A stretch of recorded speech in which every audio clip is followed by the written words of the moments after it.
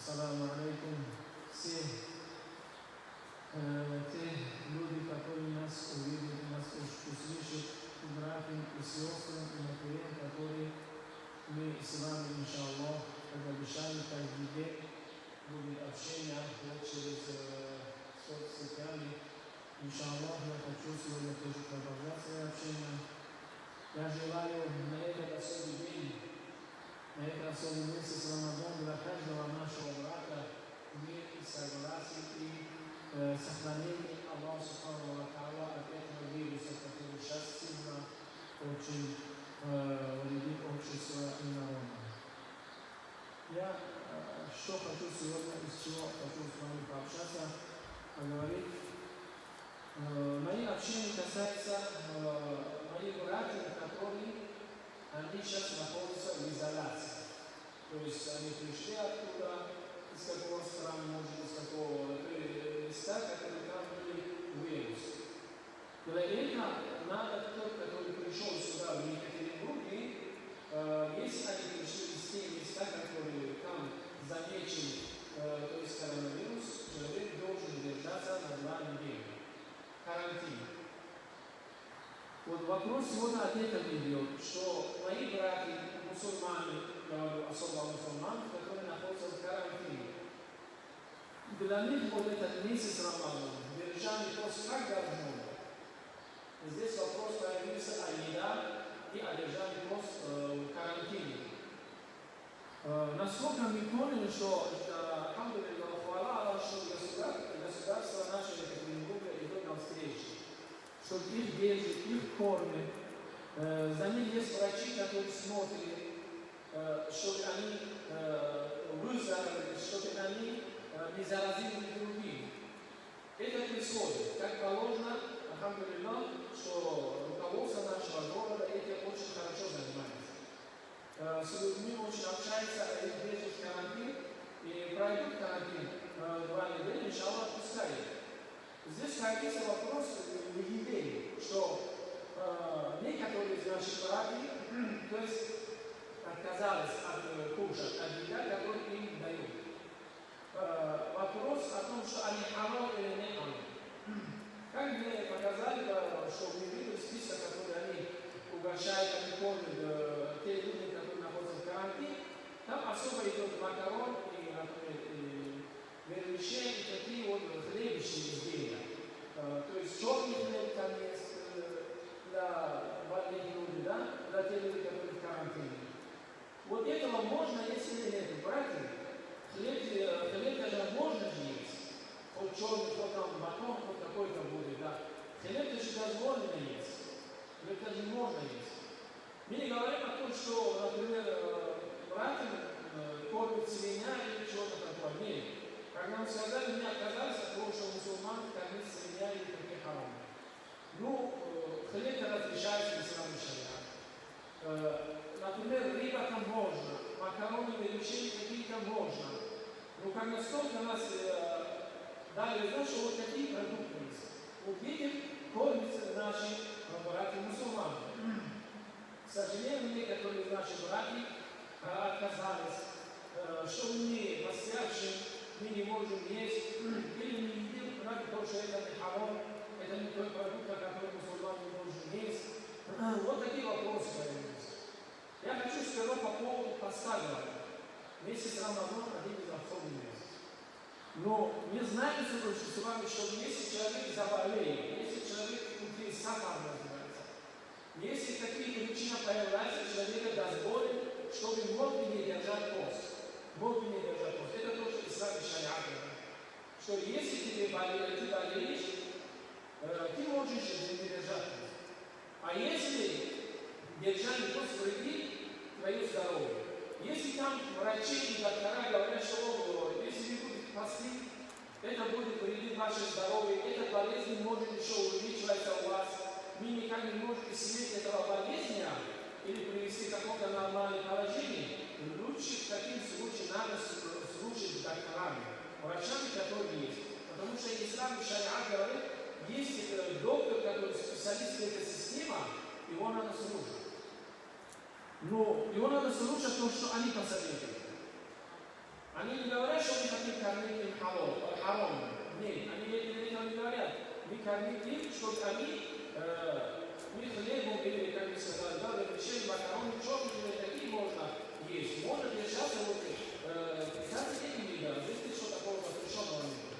Если будет питаться меня или другого, будет это другой разговор. Как мы знаем, насколько такого нету, они не кормят мусульман харам. Поэтому, братья мусульмане, если врачи, если докторы, которые есть они, вам посоветуют, вам просят, чтобы, то есть, если вы будете постить, если вы не будете питаться этим, вредит ваше здоровье, надо послушать, как сказано в исламе шариате.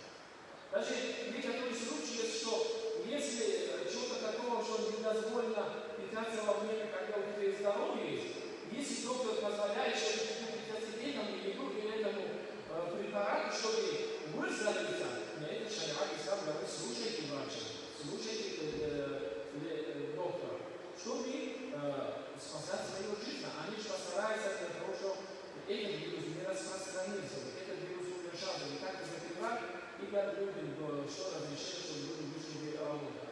А если вы не будете питаться, если вы будете настаивать на того, что мы не будем есть, будем держать пост, ну, сами подумайте. Это может иметь очень хорошие последствия. Не только для вас. Это последствия будут для вашей конкретики, где вы находитесь. Это последствие какое может быть? Поэтому постарайтесь соблюдать, постарайтесь послушать. Что врача говорят, что доктор говорят. Тем более, когда руководство нашей области на настолько встреча пошла, что на такой встрече, что кормит и смотрит, ухаживает за держит, чтобы эта болезнь как-то решить. Надо просто от этого момента сильно не переживайте от того, что вы пропустили месяц Рамазан. Ислам шариат разрешается в случае болезни, можно и держать. Можно не держать. Держите. Думаете, этот карантин только появился, что нет, конечно. Этот карантин был в свое время. Карантин это от ислама и шариата остался. Пророк, саллаллаху алейхи ва саллям, сказал людям быть в карантине. И Умар, разаллаху алейхи, иншаллах, отдельная тема будет, поэтому будет. Я буду с вами пообщаться и говорить, Умар, разаллаху алейхи, не зашел в то место, который там был такой болезнь, такой чудо. Поэтому здесь ничего такого, вы, иншаллах, не нарушайте в случае болезни, дозволено, чтобы не держать пост. И кто, если держит пост, когда они должны делать что, когда до утра, то есть утром можно где-то до 3 часа 25 минут, вот так можно до утра, до этого времени можно кушать. А вечером где-то можно от 20, 44, 45, можно и все делать. Можно и все делать. Поэтому здесь сначала ничего такого нет, чтобы люди что-то поступили на вас. Нет. Когда иншаллах ислам шариат разрешает, можно до такого момента, чтобы вы быстро выздоравливались и вышли из такого карантина, у каждого у вас есть семья, есть дети, есть родня. И вы будете в безопасности для тех, которые они у вас есть здесь. Не только для своей родни, для других обществ, которые вы живете в том обществе. Поэтому соблюдайте этого, особенно то, что было вам сказано.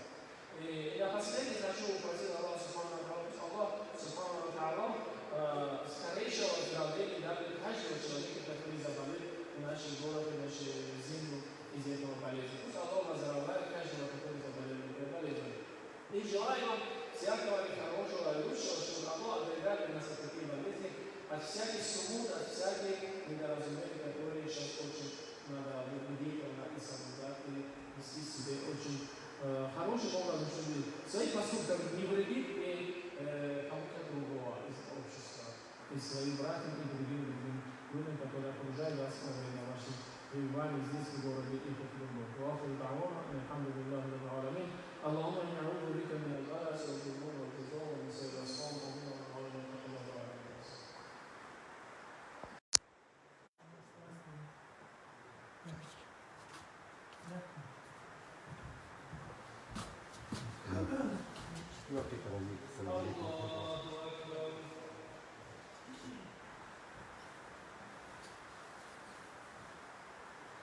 الحمد لله رب العالمين الرحمن الرحيم مالك يوم الدين إياك نعبد وإياك نستعين اهدنا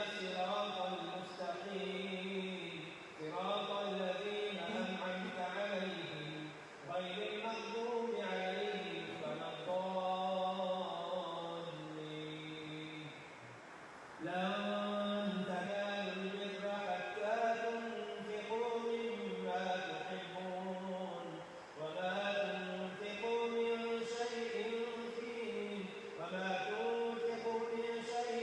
فإن الله به عليم. كل الطعام كان حلا لبني إسرائيل إلا ما حرم إسرائيل على نفسه من قبل أن تنزل التوراة.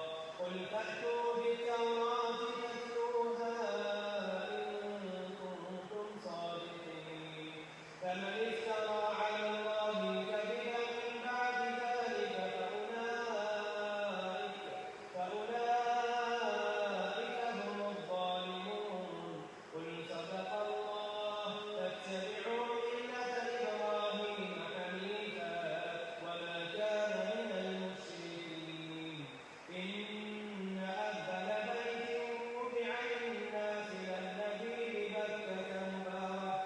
للذي ببكة مباركا وهدى للعالمين. فيه آيات بينات مقام إبراهيم ومن دخله كان آمنا. ولله على الناس حج البيت من استطاع إليه سبيلا ومن كفر فإن الله غني عن العالمين. قل يا أهل الكتاب لم تكفرون بآيات الله والله شهيد على ما تعملون.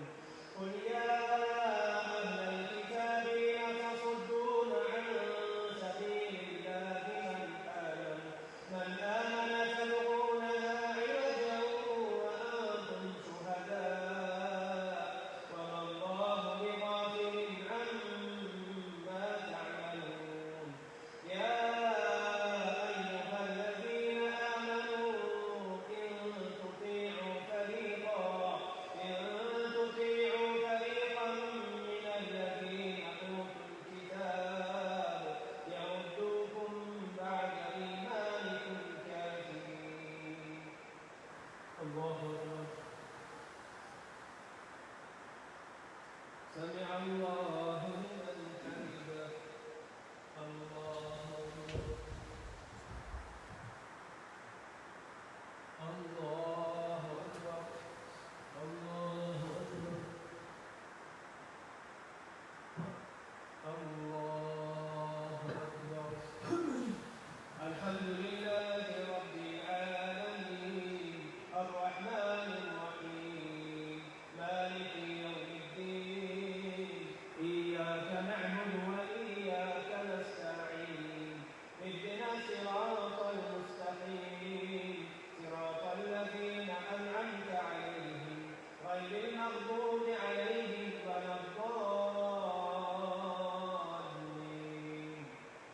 وكيف تكفرون وأنتم تتلى عليكم آيات الله وفيكم رسوله ومن يعتصم بالله فقد هدي إلى صراط مستقيم. يا أيها الذين آمنوا اتقوا الله حق تقاته ولا تموتن إلا وأنتم مسلمون واعتصموا بحبل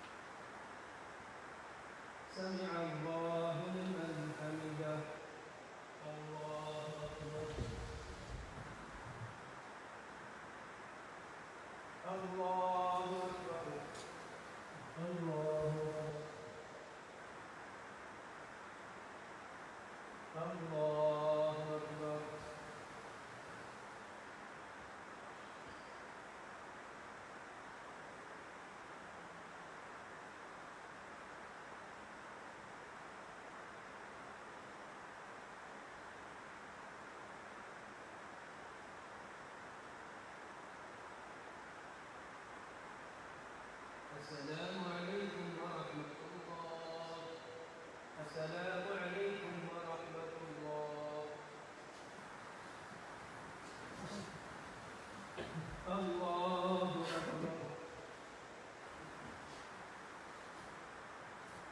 الحمد لله رب العالمين الرحمن الرحيم مالك يوم الدين إياك نعبد وإياك نستعين اهدنا الصراط المستقيم صراط الذين أنعمت عليهم غير المغضوب عليهم ولا الضالين. لله ما في السماوات وما في الأرض وإلى الله ترجع الأمور. كنتم خير أمة أخرجت للناس تأمرون بالمعروف وتنهون عن المنكر وتؤمنون بالله ولو آمن أهل الكتاب لكان خيرا لهم منهم المؤمنون وأكثرهم الفاسقون. لن يضروكم إلا أذى وإن يقاتلوكم يولوكم الأدبار ثم لا ينصرون. ضربت عليهم الذلة أينما ثقفوا إلا بحبل من الله وحبل من الناس وباءوا بغضب على غضب من الله وضربت عليهم المسكنة ذلك بأنهم كانوا يكفرون بآيات الله ويقتلون الأنبياء بغير حق ذلك بما عصوا وكانوا يعتدون. ليسوا سواء من أهل الكتاب أمة قائمة يتلون آيات الله آناء الليل وهم يسجدون يؤمنون بالله واليوم الآخر ويأمرون بالمعروف وينهون عن المنكر ويسارعون في الخيرات وأولئك من الصالحين. وما يفعلوا من خير فلن يكفروه والله عليم بالمتقين. الله سمع الله لمن حمده. الله أكبر. الله أكبر. الله أكبر. الله أكبر. الحمد لله رب العالمين الرحمن الرحيم مالك يوم الدين إياك نعبد وإياك نستعين اهدنا الصراط المستقيم صراط الذين أنعمت عليهم غير المغضوب عليهم ولا الضالين. إن الذين كفروا لن تغني عنهم أموالهم ولا أولادهم من الله شيئا وأولئك أصحاب النار هم فيها خالدون. مثل ما ينفقون في هذه الحياة الدنيا كمثل ريح فيها صر أصابت حرث قوم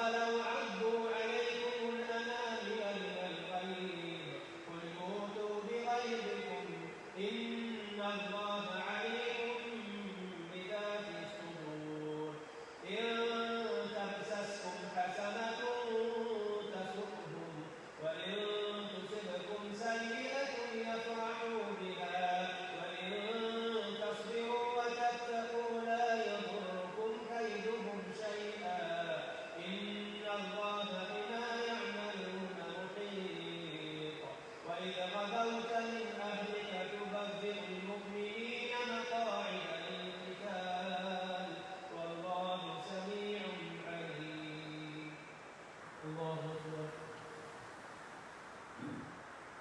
سمع الله لمن حمده. الله أكبر. الله أكبر.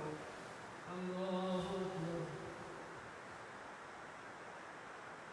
الله أكبر.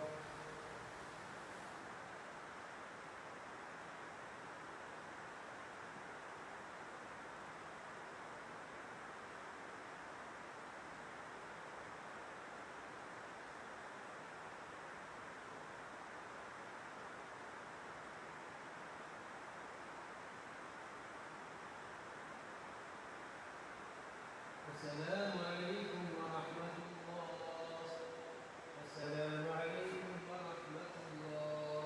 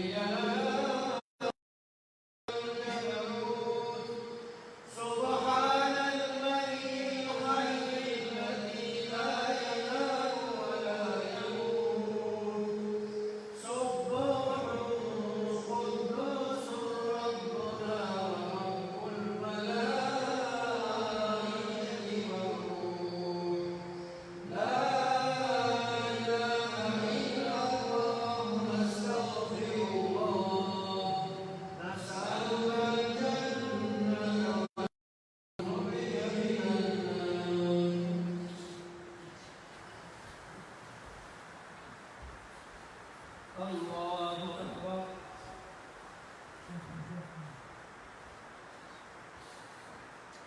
الحمد لله رب العالمين الرحمن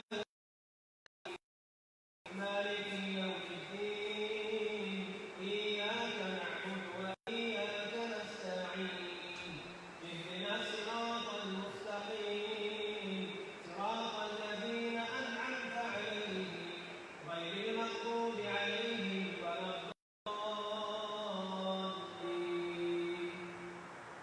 إذ همت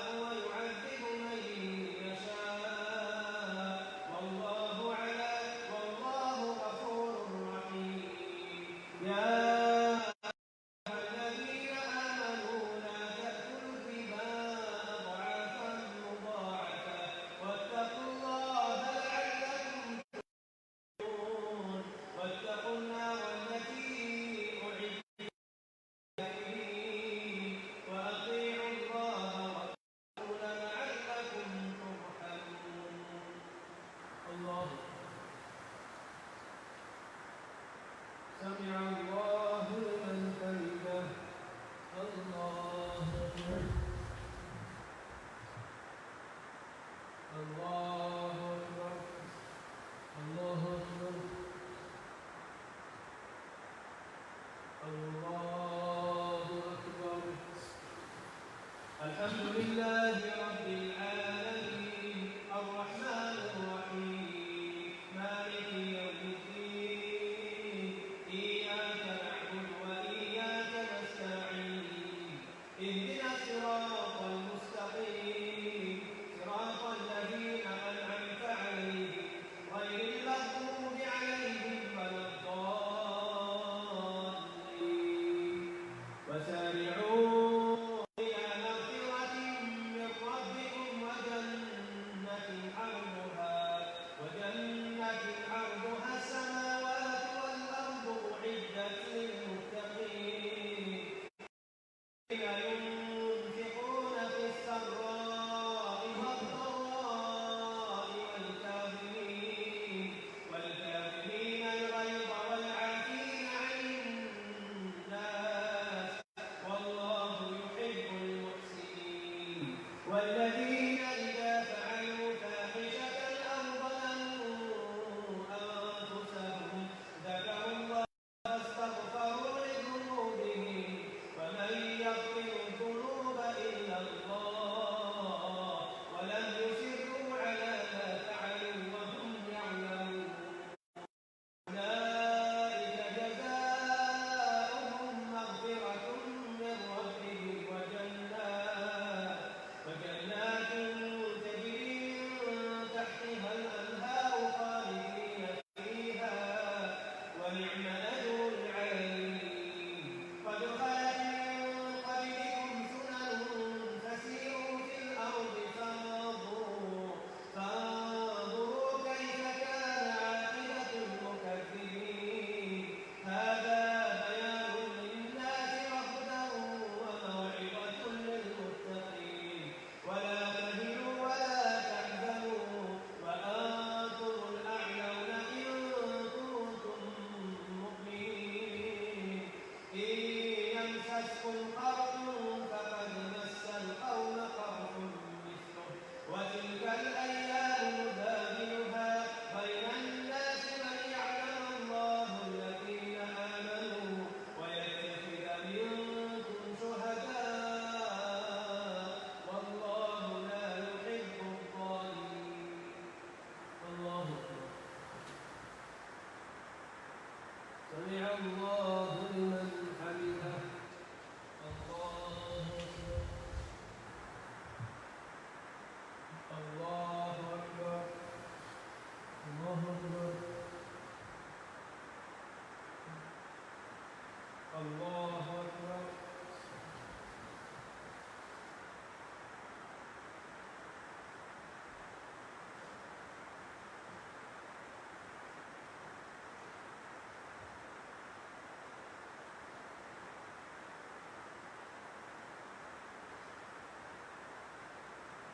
السلام عليكم ورحمة الله السلام عليكم ورحمة الله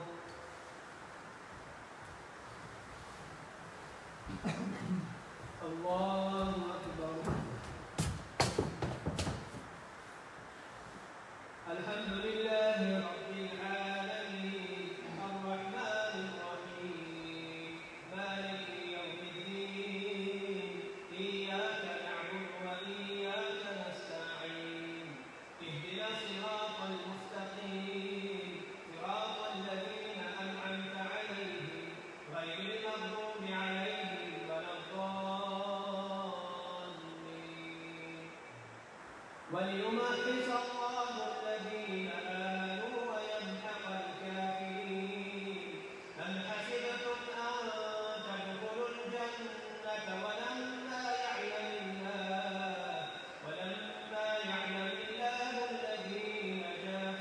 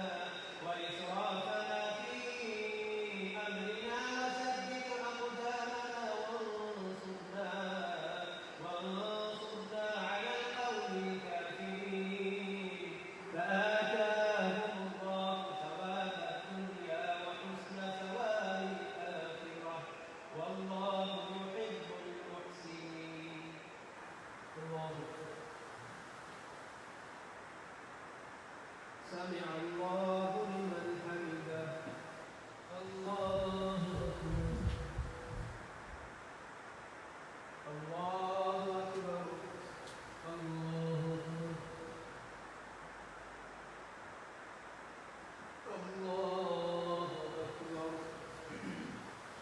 الحمد لله رب العالمين الرحمن الرحيم مالك يوم الدين إياك نعبد وإياك نستعين اهدنا الصراط المستقيم صراط الذين أنعمت عليهم غير المغضوب عليهم ولا الضالين يا أيها الذين آمنوا إن تطيعوا الذين كفروا يردوكم على أعقابكم فتنقلبوا خاسرين فلله مولاكم وهو خير الناصرين سنلقي في قلوب الذين كفروا الرعب بما أشركوا بالله ما لم ينزل به سلطانا ومأواهم النار وبئس مثوى الظالمين ولقد صدقكم الله وعده إذ تحسونهم بإذنه حتى إذا فشلتم وتنازعتم في وعصيتم من بعد ما أراكم ما تحبون منكم من يريد الدنيا ومنكم من يريد الآخرة ثم صرفكم عنهم ليبتليكم ولقد عفا عنكم والله ذو فضل على المؤمنين إذ تسعدون فلا تلقون على أحد والرسول يدعوكم في أخراكم فأثابكم غما بغم لكي لا تحزنوا على ما فاتكم ولا ما أصابكم والله خبير بما تعملون الله أكبر سمع الله لمن حمده الله أكبر الله أكبر الله أكبر الله أكبر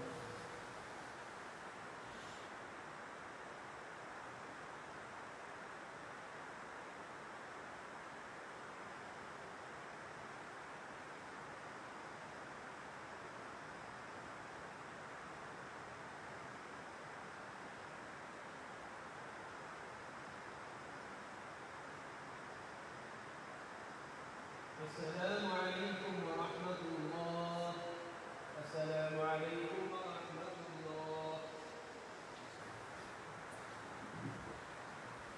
سبحان ذي الملك والملكوت سبحان ذي العزة والعزمة والقدرة والكبرياء والجبروت سبحان الملك الحي الذي لا ينام ولا يموت سبوح قدوس ربنا ورب الملائكة والروح لا إله إلا الله نستغفر الله نسألك الجنة ونعوذ بك من النار سبحان ذي الملك والملكوت سبحان ذي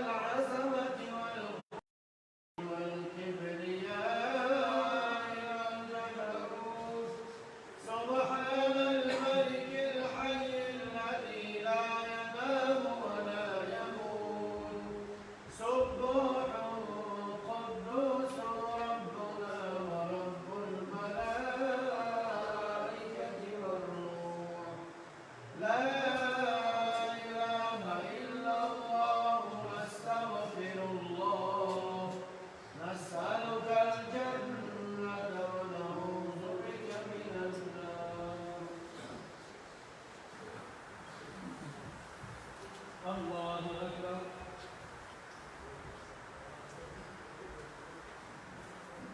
الحمد لله رب العالمين الرحمن الرحيم مالك يوم الدين إياك نعبد وإياك نستعين اهدنا الصراط المستقيم صراط الذين أنعمت عليهم غير المغضوب عليهم ولا الضالين. ثم أنزل عليكم من بعد الغم أمنة نعاسا يغشى طائفة منكم وطائفة قد أهمتهم أنفسهم يظنون بالله غير الحق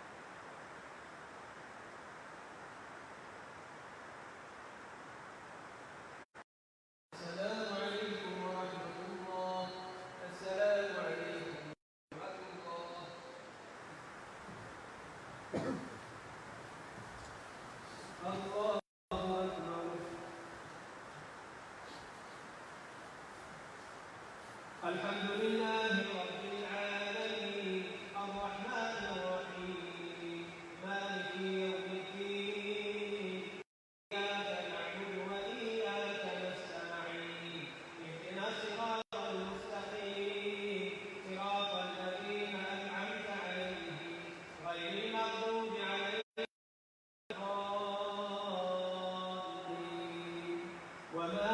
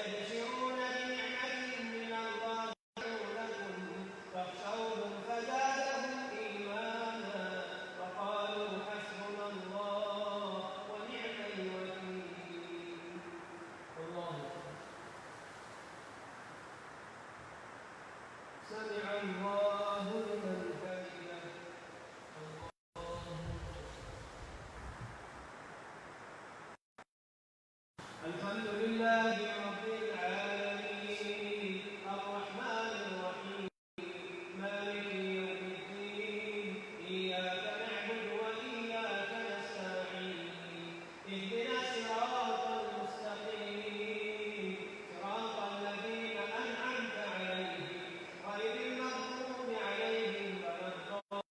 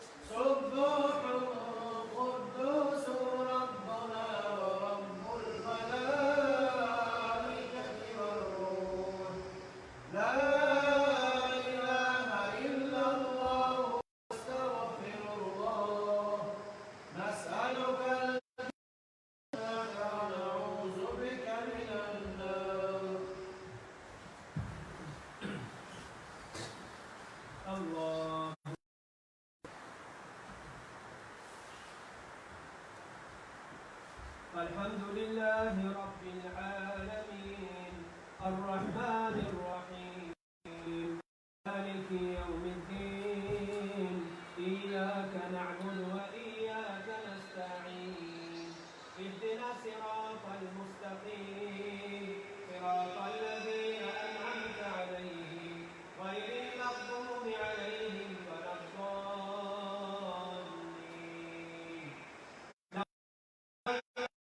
الذين قالوا إن الله فقير ونحن أغنياء سنكتب ما قالوا وقتلهم الأنبياء بغير حق ونقول ذوقوا عذاب الحريق ذلك بما قدمت أيديكم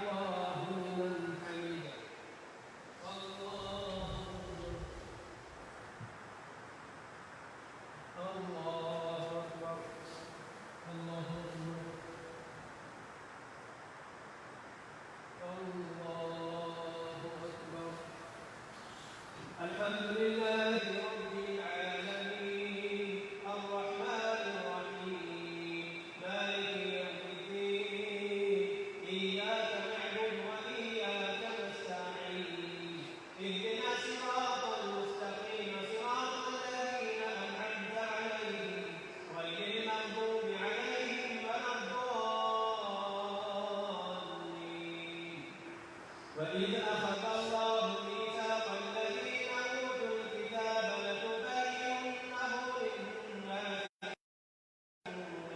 فنبذوه وراء ظهورهم واشتروا به ثمنا قليلا فبئس ما يشترون لا تحسبن الذين يفرحون بما أتوا ويحبون أن يحمدوا بما لم يفعلوا فلا تحسبنهم بمفازة من العذاب ولهم عذاب أليم ولله ملك السماوات والأرض والله على كل شيء قدير إن في خلق السماوات والأرض واختلاف الليل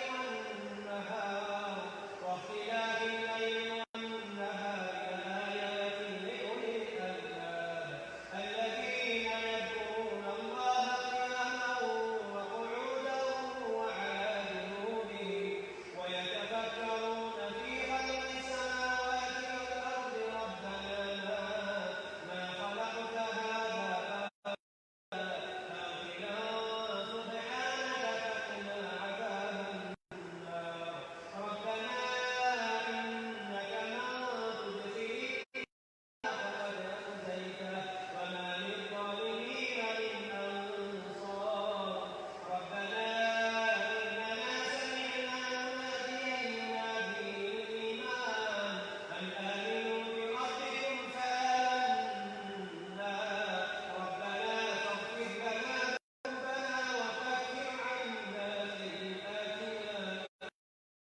عنا سيئاتنا وتوفنا ربنا وآتنا ما وعدتنا على رسلك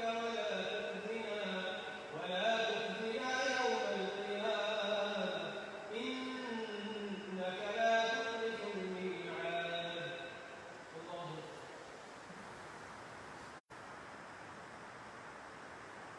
سمع الله لمن حمده الله الله الله أكبر الله أكبر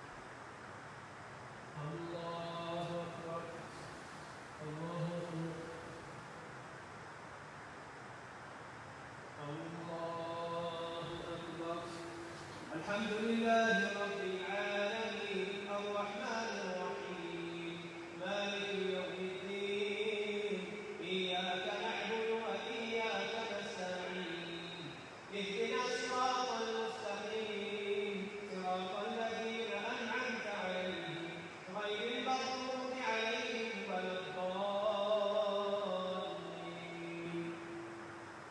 يا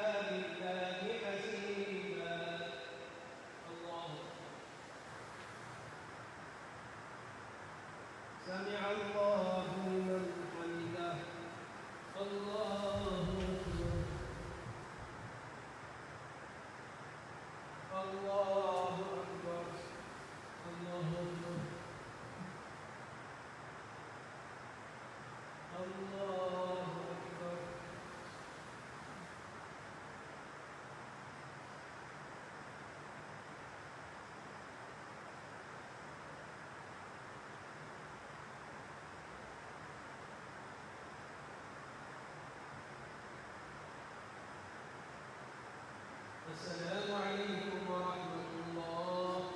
السلام عليكم ورحمة الله.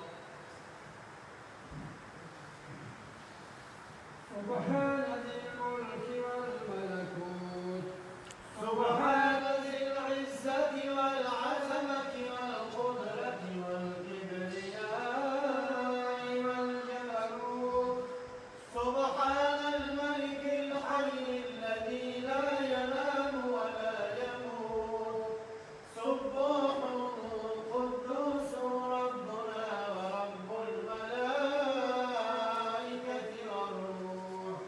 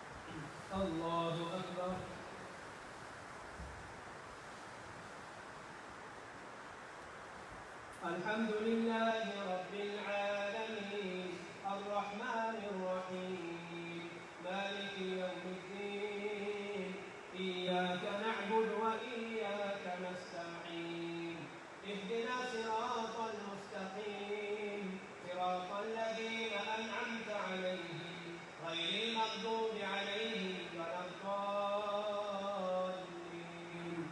للرجال نصيب مما ترك الوالدان والأقربون وللنساء نصيب مما ترك الوالدان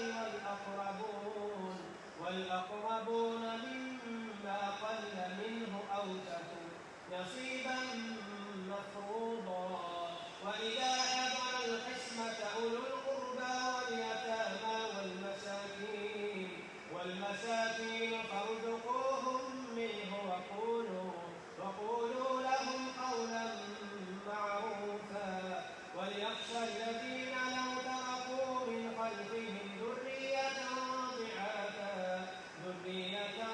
ضعافا خافوا عليهم فليتقوا الله وليقولوا قولا سديدا إن الذين يأكلون أموال اليتامى ظلما إنما يأكلون في بطونهم نارا وسيصلون سعيرا يوصيكم الله في أولادكم للذكر مثل حظ الأنثيين فإن كن نساء فوق اثنتين فلهن ثلثا ما ترك وإن كانت واحدة فلها النصف ولأبويه لكل واحد منهما السدس مما ترك إن كان له ولد فإن لم يكن له ولد وورثه أبواه فلأمه الثلث فإن كان له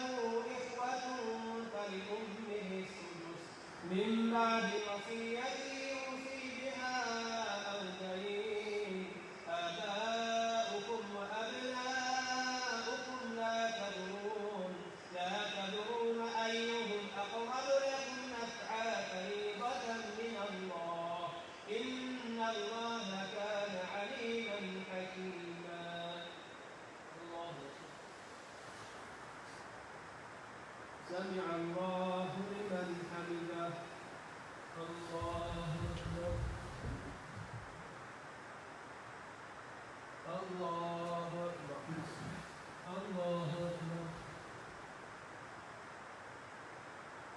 الله أكبر الحمد لله رب العالمين الرحمن الرحيم مالك يوم الدين إياك نعبد وإياك نستعين اهدنا الصراط المستقيم صراط الذين أنعمت عليهم غير المغضوب عليهم ولا الضالين ولكم نصف ما ترك أزواجكم إن لم يكن لهن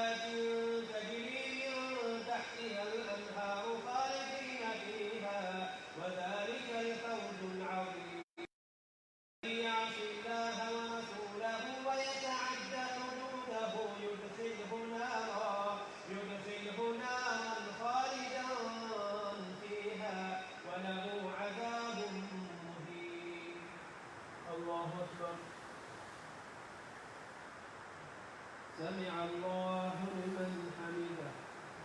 الله أكبر. الله أكبر. الله أكبر. الله أكبر.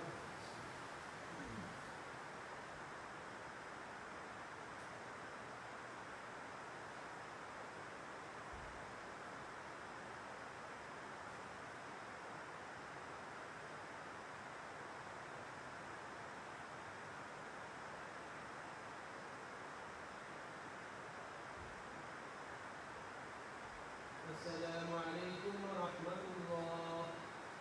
السلام عليكم ورحمة الله.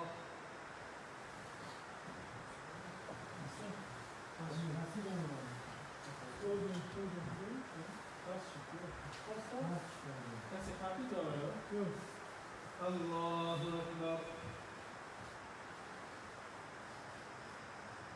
الحمد لله رب العالمين الرحمن الرحيم مالك يوم الدين إياك نعبد وإياك نستعين اهدنا الصراط المستقيم صراط الذين أنعمت عليهم غير المغضوب عليهم ولا الضالين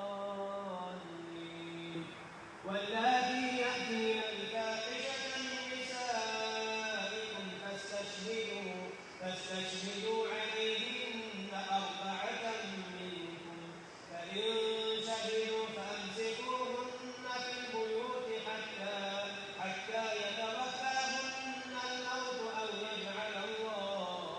أو يجعل الله لهن سبيلا واللذان يأتيانها منكم فآذوهما فإن تابا وأصلحا فأعرضوا عنهما إن الله كان توابا رحيما إنما التوبة على الله للذين يعملون السوء بجهالة ثم يتوبون من قريب فأولئك يتوب الله عليهم وكان الله عليما حكيما وليست التوبة للذين يعملون السيئات حتى إذا حضر أحدهم الموت قال إني تبت الآن ولا الذين يموتون وهم كفار أولئك أعتدنا لهم عذابا أليما يا أيها الذين آمنوا لا يحل لكم أن ترثوا النساء كرها ولا تعضلوهن لتذهبوا ببعض ما آتيتموهن إلا أن يأتين بفاحشة مبينة وعاشروهن بالمعروف فإن كرهتموهن فعسى أن تكرهوا شيئا ويجعل الله فيه خيرا كثيرا. الله سمع الله لمن الله أكبر. الله أكبر. الله أكبر. الله أكبر.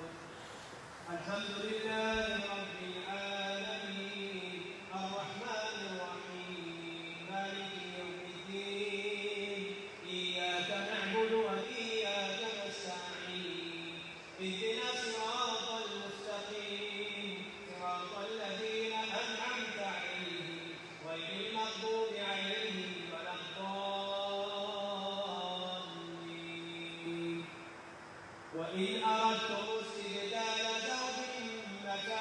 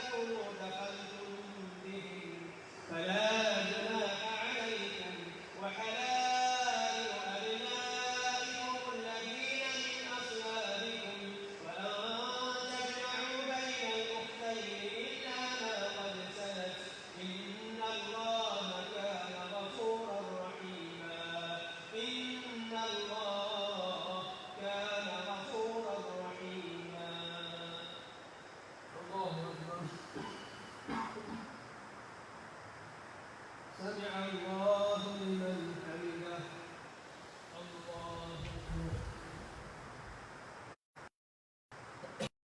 الله أكبر الله أكبر الله أكبر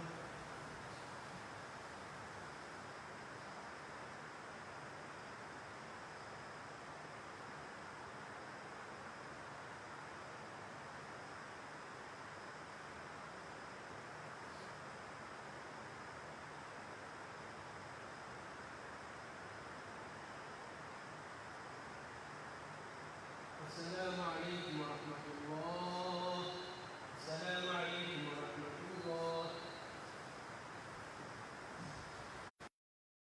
سبحان ذي الملك والملكوت سبحان ذي العزة والعظمة والقدرة والكبرياء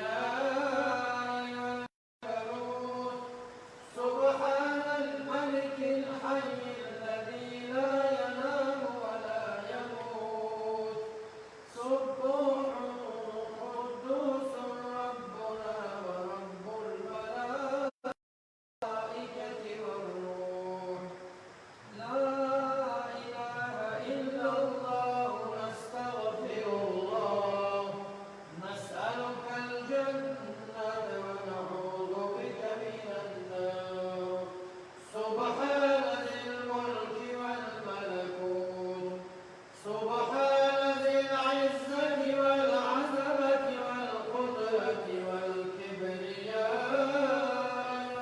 والجبروت سبحان الملك الحي الذي لا ينام ولا يموت سبوح قدوس ربنا ورب الملائكة والروح لا إله إلا الله نستغفر الله نسألك الجنة ونعوذ بك من النار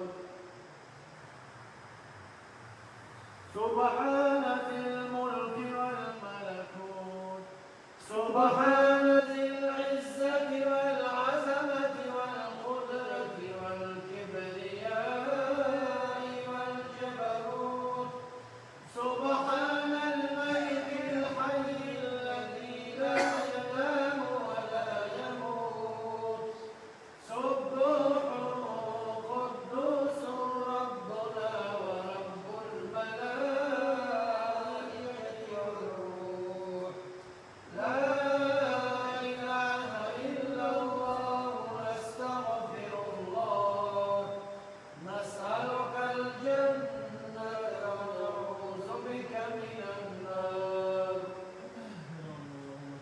سبحانه وتعالى وسلم والصلاة اللهم زينا بزينة الإيمان وأكرمنا بكرامة شهر رمضان وتقبل تصديقنا يا رحمن ويا رحيم ويا ذا الجلال والإكرام Ассаламу алейкум ва рахматуллахи ва баракатуху, дорогие братья и сестры, кто к нам присоединился. Изур Ахмад, большое спасибо вам всем. Но не забывайте, что в пределах 20 часов каждый день мы включаемся для того, чтобы провести просветительные беседы и напомнить о священном месяце в первую очередь самим себе, а потом уже только и для вас все прелести этого месяца. Все, что нарушает наш пост, все, что делает лучше в нас. О всем об этом вот в районе 20 часов включайтесь, мы включаем прямой эфир, пишите вопросы свои, не стесняйтесь. На все вам ответят имамы, иншаллах. Ассаламу алейкум ва рахматуллахи ва баракатуху.